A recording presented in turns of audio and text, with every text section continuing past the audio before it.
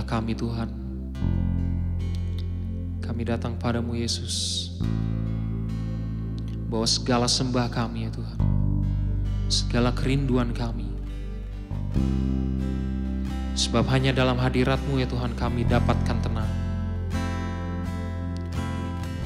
Dan hanya padamu-lah kami bersandar ya Yesus. Terima kasih Tuhan. Anugerah-Mu nyata dalam hidupku.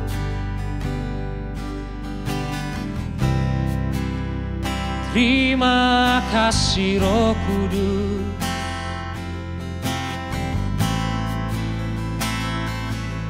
Sebab Kau amat baik. Nyatakan hadirat-Mu. Nyatakan di sini. Penuhi hati kami. Penuhi hati kami dengan Roh-Mu. Oh. Sebab hanya dalam nama-Mu kami rasakan tenang. Kami perlu Engkau Tuhan. Kami perlu Kau Yesus. Oh.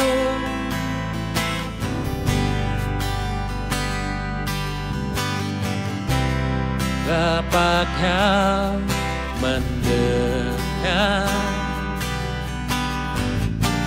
seruan hatiku.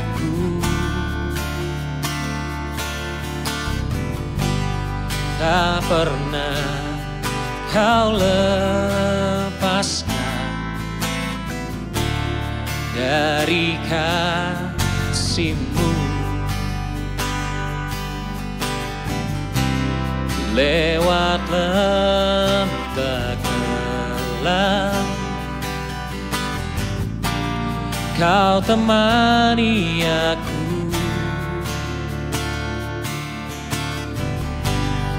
Roh-Mu bekerja selalu untuk kebaikan-Mu.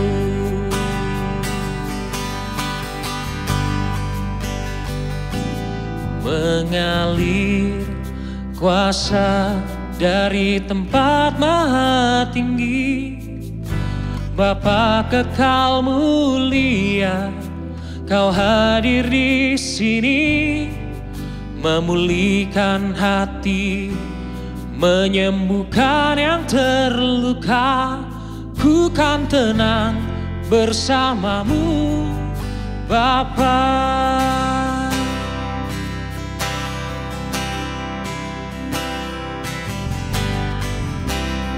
Bapa Kau mendengar seruan hatiku. Tak pernah Kau lepaskan dari kasih-Mu. Oh, lewat lembah gelap Kau temani aku. Roh-Mu bekerja selalu untuk kebaikanku.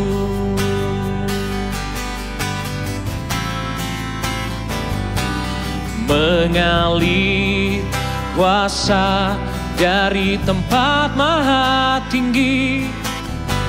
Bapa kekal mulia, Kau hadir di sini, memulihkan hati, menyembuhkan yang terluka.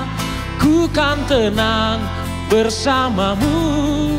Bapa mengalir kuasa dari tempat maha tinggi. Bapa kekal mulia, Kau hadir di sini, memulihkan hati, menyembuhkan yang terluka. Ku kan tenang bersamamu. Bapa mengalir kuasa dari tempat maha tinggi. Bapa kekal mulia, Kau hadir di sini, memulihkan hati, menyembuhkan yang terluka. Ku kan tenang bersamamu. Bapa mengalir kuasa dari tempat maha tinggi.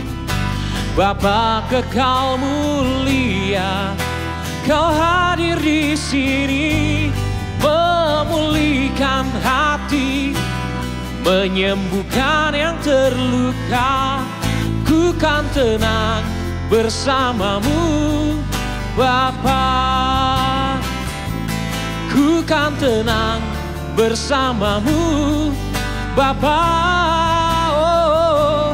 ku kan tenang bersamamu. Bapa,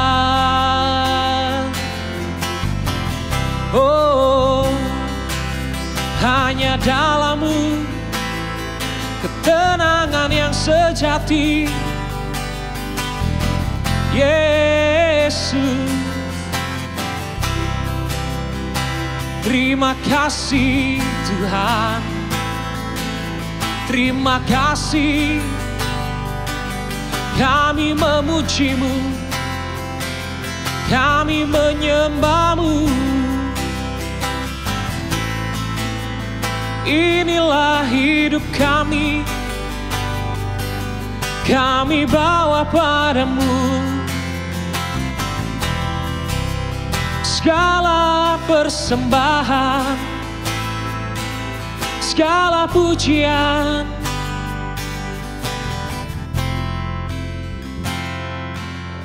Roh Kudus datanglah, penuhilah kami dengan kuasa-Mu,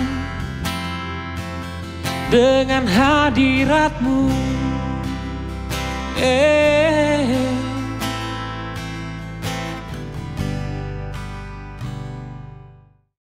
Shalom saudara, hari ini saya rindu kita sama-sama belajar 2 pelajaran penting dari Sarah, istri Abraham. Setelah Tuhan berjanji untuk memberikan Abraham keturunan, Sarah dan Abraham menanti janji Tuhan atas mereka. Tetapi sayangnya di tahun ke-10 penantian mereka, Sarah memakai kekuatannya sendiri untuk membuat janji Tuhan tergenapi. Dalam kitab Kejadian 16 ayat 2 tertulis, Sarah memberikan budak perempuannya yang bernama Hagar kepada Abraham. Karena Sarah berpikir ia sudah lanjut usia dan tidak mungkin melahirkan anak untuk Abraham. Sarah mengira dari Hagarlah Tuhan akan memberikan Abraham keturunan di hari tuanya. Dan Abraham mendengarkan perkataan Sarah hingga Hagar melahirkan seorang anak laki-laki bagi Abraham yang diberi nama Ismail. Saat itu kesannya apa yang dilakukan oleh Sarah adalah benar, karena dengan demikian akhirnya Abraham beroleh keturunan. Tetapi hal itu bukanlah cara yang dikehendaki Tuhan untuk menggenapi janjinya kepada Abraham dan memberikan Abraham keturunan. Saudara, Amsal 3 ayat 5 berbunyi, "Percayalah kepada Tuhan dengan segenap hatimu dan janganlah bersandar pada pengertianmu sendiri." Ayat ini jelas mengingatkan kita untuk percaya penuh kepada Tuhan dan tidak memakai pengertian kita yang terbatas secara manusia untuk mengerti Tuhan. Karena kita tidak akan pernah bisa menyelami jalan-jalan Tuhan dalam hidup ini. Dalam kisah Sarah saat itu, Sarah percaya bahwa Tuhan akan memberikan Abraham keturunan. Tetapi Sarah bersandar kepada pengertiannya sendiri secara manusia. Sarah berpikir berdasarkan realita yang ada. Padahal Tuhan tidak pernah terbatas oleh realita apapun. Karena seringkali Tuhan bekerja di luar akal pikiran manusia. Dan akhirnya Sarah menuai konsekuensi karena bertindak menurut pengertiannya sendiri. Konsekuensi yang harus dihadapi oleh Sarah adalah Hagar memandang rendah Sarah karena Hagar dapat memberikan Abraham keturunan. Dan konsekuensi lainnya adalah adanya konflik berkepanjangan yang terjadi antara keturunan Abraham. Hari ini kita sama-sama belajar dua hal penting dalam hidup, khususnya dalam masa menanti janji Tuhan. Pelajaran pertama adalah jangan mencoba menolong Tuhan. Saat itu Sarah mencoba untuk menolong Tuhan dalam memberikan keturunan kepada Abraham dengan cara memberikan Hagar kepada suaminya. Saudara, ketika Tuhan menjanjikan sesuatu dalam hidup kita, Tuhan tidak perlu ditolong. Karena Tuhan memiliki segala yang diperlukan untuk melakukan apa yang Ia janjikan. Sekalipun terlihat mustahil untuk terjadi, tetapi Tuhan selalu punya banyak cara untuk menggenapi setiap janjinya. Dan pelajaran yang kedua adalah jangan mempercepat waktu Tuhan.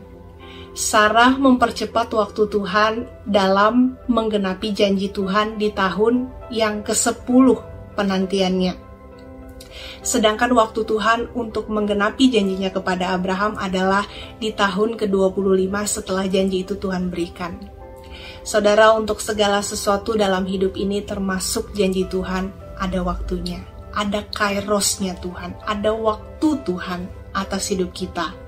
Dan waktu Tuhan selalu waktu yang terbaik. Waktu kita secara manusia tidak akan pernah sebaik dan seindah waktunya Tuhan. Oleh karena itu, dalam masa penantian akan janji Tuhan, jangan pernah kita mencoba untuk menolong Tuhan, dan jangan kita mempercepat waktu Tuhan, karena hal itu hanya akan membuat kita mengalami masalah yang tidak seharusnya terjadi, dan akan ada konsekuensi yang harus kita bayar karenanya. Tetapi mulai hari ini belajarlah untuk percaya penuh kepada Tuhan dan tidak bersandar pada pengertian kita sendiri. Dan kita akan melihat Tuhan menggenapi janjinya atas hidup kita dengan cara yang ajaib dan pada waktunya yang tepat. Amin. Tuhan Yesus memberkati.